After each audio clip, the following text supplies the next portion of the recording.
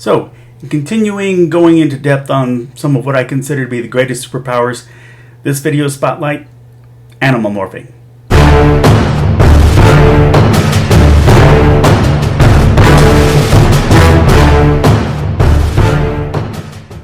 Hello, welcome to my channel.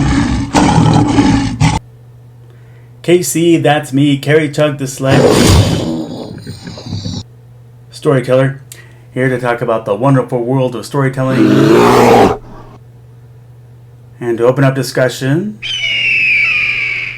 about how we can tell the best stories we can possibly can.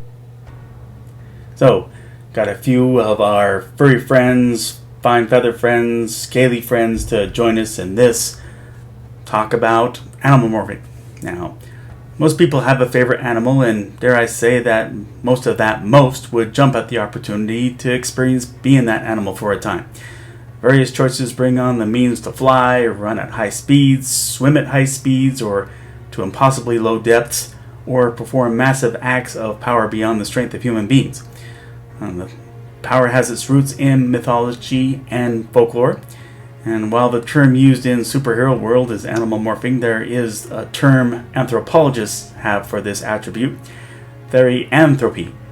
So, now ancient stories among ancient Asia, Europe, Africa, Mesoamerica, they proliferate with human beings turning into dogs, cats, wolves, bears, lions, and leopards, and on and on.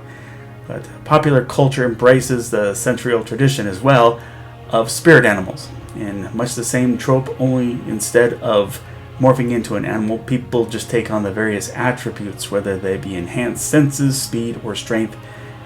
Fantasy has always at least had a foothold in popular culture, and where there's so much sorcery and so many forms of beasts, how can you not at least think about implementing that?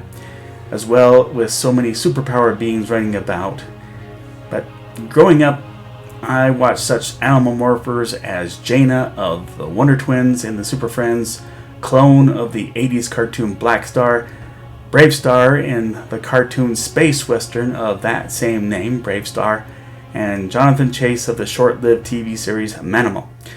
Now, animal morphing in the mainstream superhero world takes a back seat to the basics of invulnerability, flight, and strength with no secondary connection to animal morphing.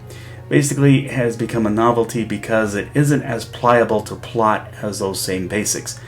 When that's, the hero's marquee power, readers are going to feel cheated if stories involving that hero never depict that power in use. In the DC universe, both Beast Boy and Vixen tend to be faces in their respective superhero team crowds. It's definitely a fun power to play around with, where you can find ways to use all kinds of animals you know of, which of course demands that you do educate yourself in zoology some, and it can lead to both expanding and restricting your options. It will lead to your learning to that the adage, blind as a bat, has long been debunked. Bats actually have better vision than we do. It's just that when hunting for insects, they are more attuned to their ears for echolocating than their eyes. You want a hero to turn into an ironically venomous animal? Consider the platypus, which has venomous spurs on the back of each foot. By that token, look for some variety by finding exciting ways to implement animals that are rarely thought of as menacing. Best example, I think... Calling all hippos! Calling all hippos! Come in, hippos! So yes, I don't know how it happened, but it's weird that when most people think of hippos, they think... But turning that paradigm around shouldn't take much. And who would dare call a rhinoceros a wuss? And don't just gloss over the facts you pick up in your research. You might read that the fastest animal of all is the peregrine falcon at 240 miles per hour. But that's the speed they reach while in dive mode. Now, okay, you may do just fine in going with the prevailing perceptions of various species.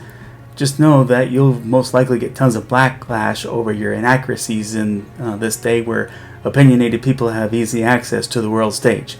But I will still say that the most important rule to abide by is to let creativity take over and have fun putting this power to use. But that's my take on animal morphing. Agree, disagree, or something I left out? Please let me know in the comments section.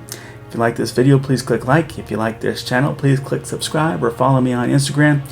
As always, the link to order Sledge number 1 is below the description there, where you can order it on Kindle. Sledge number 2, I just saw page number 20. I'm as excited as can be. Hopefully we can get this out real soon. But I'll always say it, let's all look for civility amid all the bad news out there about social and political strife, as well as the pandemic. Let's do what we're supposed to do. Let's social distance. Let's wear our masks. Let's get the vaccine. We can kick this. And let's follow the precautions given to us.